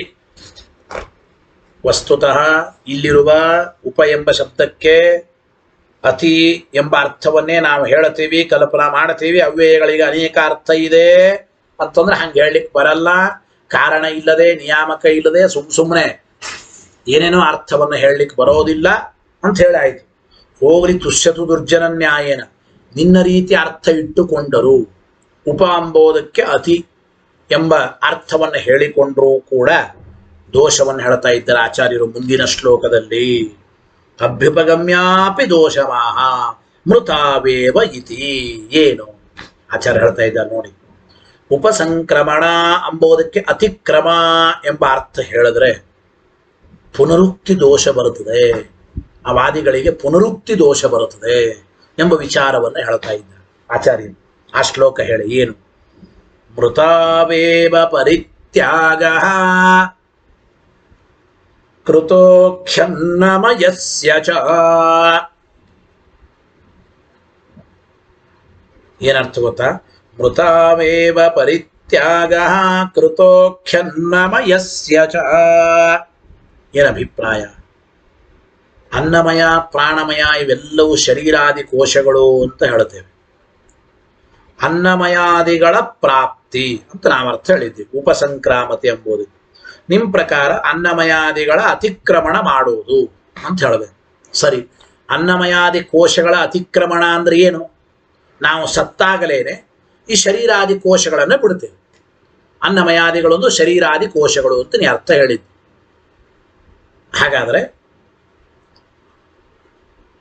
ಬ್ರಹ್ಮಜ್ಞಾನಿಗೆ ಅನ್ನಮಯಾದಿಗಳ ಪ್ರಾಪ್ತಿ ಅಂದ್ರೆ ಅರ್ಥ ನಿಮ್ಮ ಪ್ರಕಾರ ಏನು? ಬ್ರಹ್ಮಜ್ಞಾನಿಗೆ ಅನ್ನಮಯಾದಿಗಳನ್ನ ಅತಿಕ್ರಮಣ ಮಾಡೋದು. ಅನ್ನಮಯಾದಿಗಳು ಅಂದ್ರೆ ಏನು? ಶರೀರಾದಿ ಕೋಶಗಳು. ಈಗ ಮೃತಾವೇವ ಅಂದ್ರೆ ಸತ್ತಾಗಲೇನೆ ಅನ್ನಮಯಸ್ಯ ಚ ಪರಿತ್ಯಾಗ ಕೃತಃ, ಚ ಶಬ್ದದಿಂದ ಪ್ರಾಣಮಯ ಕೋಶವನ್ನು ತಗೋಬೇಕು. ಅನ್ನಮಯ ಕೋಶ, ಪ್ರಾಣಮಯ ಕೋಶ ಇವುಗಳನ್ನು ನಾವು ಪರಿತ್ಯಾಗ ಮಾಡೋದು ಯಾವಾಗ? ಮೃತರಾದಾಗಲೇ, ಮರಣ ಸಂಭವಿಸಿದಾಗಲೇನೆ. ಹೌದೋ ಇಲ್ಲ? ಹಾಗಾದ್ರೆ ಅಭಿಪ್ರಾಯ ಅವರಿಗೆ ಪುನರುಕ್ತಿ ದೋಷವನ್ನ ಹೇಳ್ದಂಗಾಯಿತು. ಉಪಸಂಕ್ರಮಣ ಎಂಬ ಶಬ್ದಕ್ಕೆ ಅತಿಕ್ರಮ ಅಂತ ಅರ್ಥ ಹೇಳಿದ್ರೆ ಪುನರುಕ್ತಿ ದೋಷ ಬರುತ್ತದೆ. ಹೇಗೆ? ಟೀಕರೆ ಬರೀತಾರೆ. ಶ್ಲೋಕದಲ್ಲಿ ಹಿ ಶಬ್ದ ಇದೆ. ಹಿ ಶಬ್ದಕ್ಕೆ ಅರ್ಥ ಕೃತೋಖ್ಯನ್ನಮಯಸ್ಯ ಚ. ಹಿ ಅಂದ್ರೆ ಯಸ್ಮಾತ್ ಕಾರಣಾತ್. ಹಿ ಯಸ್ಮಾತ್ ಕಾರಣಾತ್ ಯಾವ ಕಾರಣ? ಅನ್ನಮಯಸ್ಯ ಕೋಶಸ್ಯ, ಅನ್ನಮಯ ಕೋಶದ ಪರಿತ್ಯಾಗ. ಚ ಶಬ್ದಾತ್ ಪ್ರಾಣಮಯಸ್ಯ ಚ ಪರಿತ್ಯಾಗ ಅಂದ್ರೆ ಅನ್ನಮಯ ಕೋಶದ ಪರಿತ್ಯಾಗ.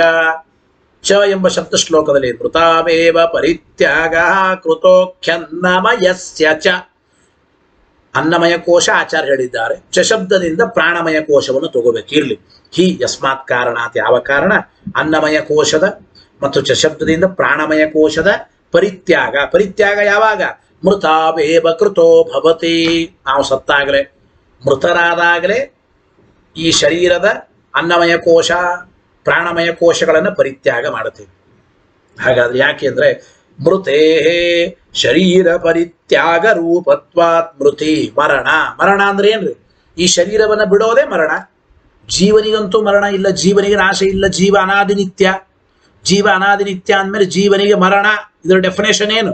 ಜೀವನಿಗೆ ಮರಣ ಅಂದ್ರೆ ಶರೀರಾದಿ ಕೋಶಗಳ ಪರಿತ್ಯಾಗ ಅಂತ ಅರ್ಥ ತಾನೆ. ಆದ್ರಿಂದ ಮರಣ ಅಂದ್ರೆ ಶರೀರದ ಪರಿತ್ಯಾಗ. ಹಾಗಾದ್ರೆ ತಸ್ಮಾತ್ ಅಸ್ಮಾತ್ ಲೋಕಾತ್ ಪ್ರೇತ್ಯ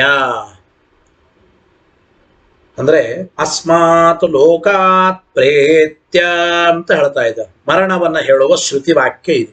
ಅಸ್ಮಾತ್ ಲೋಕಾತ್ ಪ್ರೇತ್ಯ, ಈ ಲೋಕದಿಂದ ಇವನು ಮೃತನಾಗಿ ಮುಂದೆ ಹೋಗಬೇಕು ಮೇಲೆ. ಹಾಗಾದ್ರೆ ಈ ಶ್ರುತಿ ವಾಕ್ಯದಿಂದಲೇನೆ ಅಸ್ಮಾತ್ ಲೋಕಾತ್ ಪ್ರಾಪ್ಯ ಎಂಬ ಶ್ರುತಿ ವಾಕ್ಯದಿಂದ ಅನ್ನಮಯಾದಿ ಕೋಶಗಳ ಪರಿತ್ಯಾಗವನ್ನು ಹೇಳಿ ಆಯಿತು.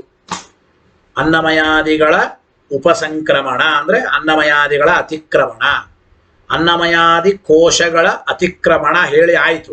ಅಸ್ಮಾತ್ ಲೋಕಾತ್ ಪ್ರೇತ್ಯ ಇತಿ ಮರಣೋಕ್ತೈವ.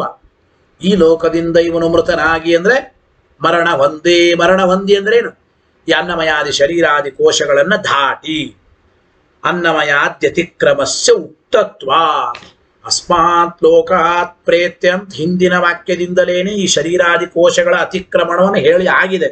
ಪುನಃ ಮತ್ತೆ ಇಲ್ಲಿ ಪುನಃ ಅನ್ನಮಯಾದಿ ಕೋಶಗಳ ಅತಿಕ್ರಮಣ ಅಂತ ಹೇಳಿಬಿಟ್ರೆ ಪುನರುಕ್ತಿ ಬರ್ತದೆ ನೋಡಿ.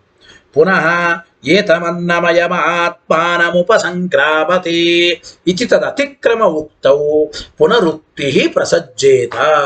ಇಷ್ಟೇ ಅಭಿಪ್ರಾಯ, ಏನಿಲ್ಲ. ನಾನು ಹೇಳ್ತೇನೆ, ಉಪಸಂಕ್ರಾಮತಿ ಎಂಬುದಕ್ಕೆ ದಾಟುತ್ತಾನೆ, ಅತಿಕ್ರಮ ಮಾಡುತ್ತಾನೆ ಅಂತ ಅರ್ಥ ಹೇಳೋದಾದರೆ ಏನ್ ದೋಷ? ಪುನರುಕ್ತಿ ದೋಷ. ಹೇಗೆ ದೋಷ ಅಂದ್ರೆ ನೋಡಿ, ಅಸ್ಮಾತ್ ಲೋಕಾತ್ ಪ್ರೇತ್ಯ ಎಂಬುವ ಶ್ರುತಿ ವಾಕ್ಯದಿಂದಲೇನೆ ಈ ಅನ್ನಮಯಾದಿ ಕೋಶಗಳ ಪರಿತ್ಯಾಗ, ಅನ್ನಮಯಾದಿ ಕೋಶಗಳ ಅತಿಕ್ರಮಣವನ್ನು ಹೇಳಿ ಆಗಿದೆ.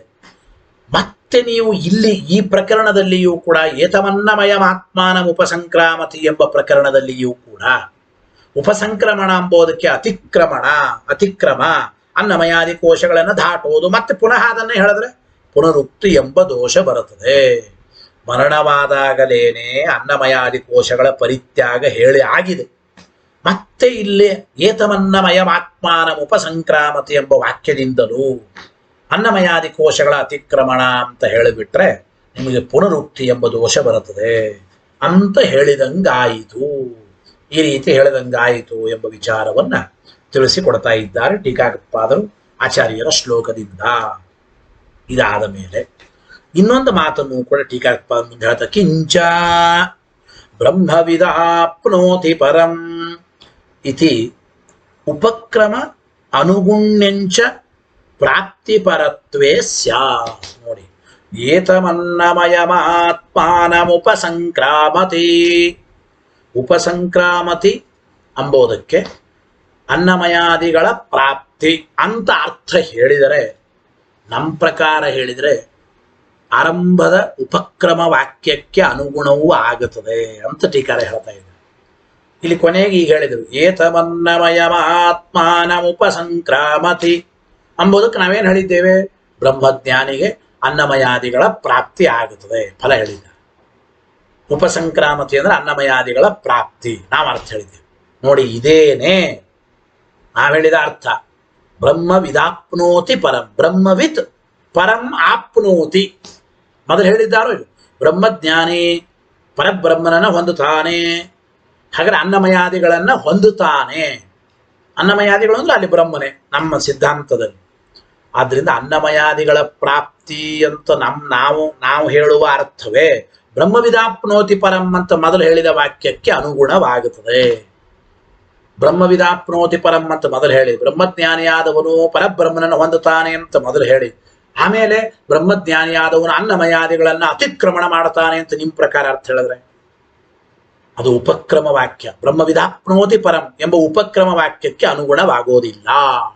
ಅನ್ನಮಯಾದಿಗಳ ಪ್ರಾಪ್ತಿ ಅಂತ ಹೇಳುವ ನಮ್ಮ ಅರ್ಥವೇ ಉಪಕ್ರಮ ವಾಕ್ಯಕ್ಕೆ ಅನುಗುಣವಾಗುತ್ತದೆ. ಕಿಂಚ ಬ್ರಹ್ಮವಿದಾಪ್ನೋತಿ ಪರಂ ಇತಿ ಉಪಕ್ರಮ ವಾಕ್ಯದಿಂದ ಆನುಗುಣ್ಯಂಚ ಅನುಗುಣವೂ ಆಗುತ್ತದೆ. ಯಾವಾಗ? ಪ್ರಾಪ್ತಿ ಪರತ್ವೇ ಸ್ಯಾತ್ ಅತಃ ನ ಅನ್ನಮಯಾದಯ ಕೋಶಾಹ. ಆದ್ದರಿಂದ ನಿಮ್ಮ ಪ್ರಕಾರ ಇಲ್ಲಿ ಅನ್ನಮಯಾದಿಗಳು ಅಂದ್ರೆ ಸರ್ವತಾ ಶರೀರಾದಿ ಕೋಶಗಳು ಅಂತ ಅರ್ಥವನ್ನು ಹೇಳಬಾರದು. ಕಿಂತು ವಿಷ್ಣುರೇವ, ಅನ್ನಮಯಾದಿಗಳು ಅಂತಂದ್ರೆ ವಿಷ್ಣು ಅಂತ ಅರ್ಥ ಹೇಳಬೇಕು. ಇದ್ರ ಮೇಲೆ ಒಂದು ಪ್ರಶ್ನೆ ಬರುತ್ತದೆ, ಇಲ್ರಿ ಅನ್ನಮಯಾದಿಗಳು ವಿಷ್ಣು ಅಂತಂದ್ರೆ ನಿಮಗೊಂದು ವಿರೋಧ ಬರುತ್ತದೆ, ನಾವು ಹಿಂದೆನೂ ಹೇಳಿದ್ದೇವೆ ಅಂತ ಅವರು ಆಕ್ಷೇಪ ಮಾಡಬಹುದು. ಏನು ವಿರೋಧ ನೋಡಿ, ಹಿಂದೆ ಒಂದು ವಾಕ್ಯ ಹೇಳಿದ್ದಾರೆ. ಏನಪ್ಪ ಅಂತಂದ್ರೆ ಅನ್ನಮಯ ಪ್ರಾಣಮಯ ಮನೋಮಯ ವಿಜ್ಞಾನಮಯ ಆನಂದಮಯ ಮೇ ಶುಂಠ್ಯಂತ ಅಂತ ಬರ್ತದೆ. ಅಂದ್ರೆ ಅನ್ನಮಯ ಪ್ರಾಣಮಯ ಮನೋಮಯ ವಿಜ್ಞಾನಮಯ ಆನಂದಮಯ ಆತ್ಮ ಮೇ ಶುಂಠ್ಯಂತ, ನನ್ನನ್ನ ಶುದ್ಧೀಕರಿಸಲಿ, ಕೋಶಗಳನ್ನ ಶುದ್ಧೀಕರಿಸಲಿ. ಅನ್ನಮಯಾದಿಗಳು ಅಂತಂದ್ರೆ ಒಂದು ವೇಳೆ ವಿಷ್ಣು ಅಂತ ಅಂದುಬಿಟ್ರೆ ವಿಷ್ಣುವಿನನ್ನ ಶುದ್ಧೀಕರಿಸಲಿ ಅಂತ ಆಗುತ್ತೆ. ನಿತ್ಯ ಶುದ್ಧನಾದ ಪರಮಾತ್ಮನಿಗೆ ಹೊಸದಾದ ಶುದ್ಧೀಕರಣ ಬೇಕಾಗಿಲ್ಲ. ಆದ್ರೆ ಶರೀರಾದಿ ಕೋಶಗಳಿಗೆ ಶುದ್ಧೀಕರಣ ಎಂಬುದು ಸರಿ ಹೋಗುತ್ತದೆ.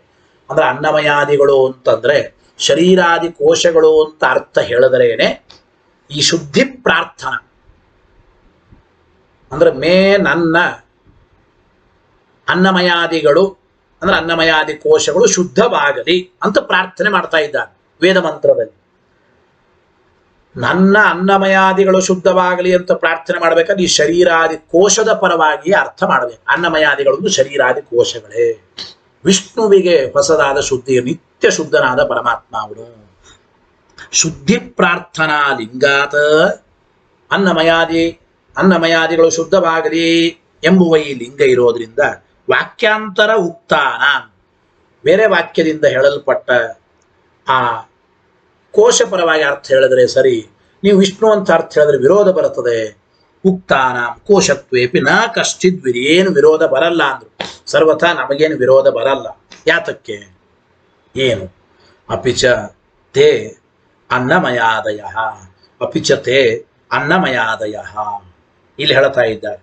ಇಲ್ಲಿ ಏನ್ ಹೇಳ್ತಾ ಇದ್ದಾರೆ ನೋಡ್ರಿ ಅಂತಂದ್ರೆ, ಶುದ್ಧಿ ಪ್ರಾರ್ಥನಾ ವಾಕ್ಯದಲ್ಲಿ ಹೇಳಲ್ಪಟ್ಟ ಅನ್ನಮಯಾದಿಗಳು, ಶುದ್ಧಿ ಪ್ರಾರ್ಥನಾ ವಾಕ್ಯದಲ್ಲಿ ಹೇಳಲ್ಪಟ್ಟ ಅನ್ನಮಯಾದಿಗಳು ತೈತ್ತರೇಯದಲ್ಲಿ ಹೇಳಲ್ಪಟ್ಟವುಗಳಾದರೂ, ಅಂದ್ರೆ ಅನ್ನಮಯ ಪ್ರಾಣಮಯ ಮನೋಮಯ ವಿಜ್ಞಾನಮಯ ಆನಂದಮಯ ಆತ್ಮಾ ಮೇ ಶುಂಠಂತ, ಹೀಗೆ ಶುದ್ಧಿ ಪ್ರಾರ್ಥನಾ ವಾಕ್ಯದಲ್ಲಿ ಹೇಳಲ್ಪಟ್ಟ ಅನ್ನಮಯಾದಿಗಳು ತೈತ್ತರೇಯದಲ್ಲಿ ಹೇಳಲ್ಪಟ್ಟಿವೆ. ತೈತ್ತರೇಯದಲ್ಲಿ ಏನ್ ಹೇಳಲ್ಪಟ್ಟ? ಅನ್ನರಸಮಯ ಸವಾಯೇಶೋನ್ನರಸಮಯ ಅಂತ ಹೇಳಿದ್ದಾರೆ. ಅನ್ನರಸಮಯ ಅಂತ ಉಪಕ್ರಮದಲ್ಲಿ ಹೇಳಲ್ಪಟ್ಟಿದ್ದಾರೆ. ಮತ್ತು ರಸೋ ವೈಸಹ ಅಂತ ಇನ್ನೊಂದು ವಾಕ್ಯಶೇಷ, ಇನ್ನೊಂದು ವಾಕ್ಯ. ಅಂದ್ರೆ ಉಪಕ್ರಮದಲ್ಲಿ ಅನ್ನರಸಮಯ ಮತ್ತು ರಸೋ ವೈಶಃ, ಗೊತ್ತಾಯ್ತು ಅಲ್ಲಿ ರಸೋ ವೈಸಹ ಅಂತ ಹೇಳಿದ್ದಾರೆ. ಹಾಗಾದ್ರೆ ಅನ್ನರಸಮಯ ಮೊದಲಾದವುಗಳು ಇವೇನು ಹೇಳಿದ್ದಾರೆ? ಅನ್ನರಸಮಯ ಎಂಬ ವಿಶೇಷ ಹೇಳಲ್ಪಟ್ಟ ಅನ್ನಮಯಾದಿಗಳು ಅಂದ್ರೆ ಪರಮಾತ್ಮನೇ. ಬರೇ ಅನ್ನಮಯ ಅಂತಂದ್ರೆ ಅಲ್ಲಿ ಶರೀರಾದಿ ಕೋಶಗಳನ್ನು ಅಂತ ಬೇಕಾದ್ರೆ ಸ್ವೀಕಾರ ಮಾಡಿ. ಅಂದ್ರೆ ಸಂಜ್ಞಾಭೇದ ಅಂತ ಕರೀತಾರೆ. ಹೆಸರು ಬೇರೆ ಬೇರೆ, ಹೆಸರು ಬೇರೆ ಬೇರೆ. ಬರೇ ಅನ್ನಮಯ ಅಂದ್ರೆ ಬೇರೆ, ಅನ್ನ ರಸಮಯ ಅಂದ್ರೆ ಬೇರೆ.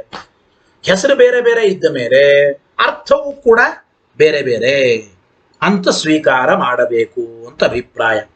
ಅಂದರೆ ಅಲ್ಲಿ ಹೇಳಲ್ಪಟ್ಟ ಅನ್ನಮಯಾದಿಗಳಕ್ಕಿಂತಲೂ ಇಲ್ಲಿ ಹೇಳಲ್ಪಟ್ಟ ಅನ್ನಮಯಾದಿಗಳು ಬೇರೆನೆ, ಆದ್ದರಿಂದ ಯಾವ ದೋಷ ಇಲ್ಲ ಎಂಬ ಅಭಿಪ್ರಾಯವನ್ನು ಹೇಳ್ತಾ ಇದ್ದಾರೆ.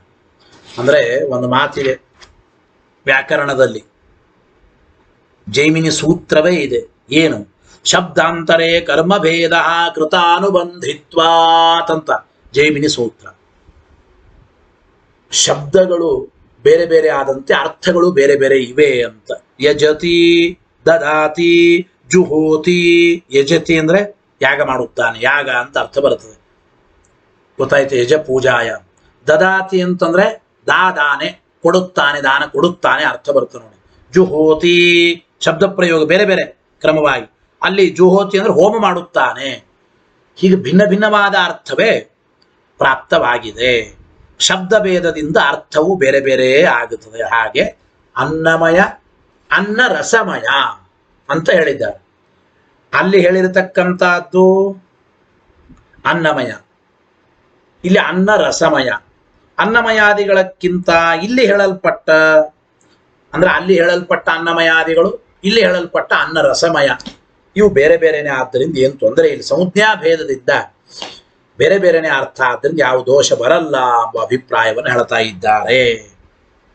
ಏತೇತು ಅನ್ನ ರಸಮಯ, ಇಲ್ಲಿ ಹೇಳಲ್ಪಟ್ಟದ್ದು ಅನ್ನ ರಸಮಯ. ಇತ್ತು ಉಪಕ್ರ ರಸೋ ವೈಸಹ ಇತಿ ಈ ವಾಕ್ಯಶೇಷದಿಂದಲೂ ಅನ್ನ ರಸಮಯಾದಯ ಇತಿ ಶಬ್ದಾಂತರ ನ್ಯಾಯೇನ, ಬೇರೆ ಶಬ್ದ ಇರೋದರಿಂದ ಅನ್ನೇ ಭವಿಷ್ಯಂತಿ ಇತಿ ಸರ್ವಂ ಅನಬದ್ಯಂ, ಅದು ಬೇರೆನೆ ಆಗುತ್ತದೆ, ಏನು ತೊಂದರೆ ಇಲ್ಲ ಎಂಬ ಮಾತನ್ನು ತಿಳಿಸಿಕೊಡ್ತಾ ಇದ್ದಾರೆ.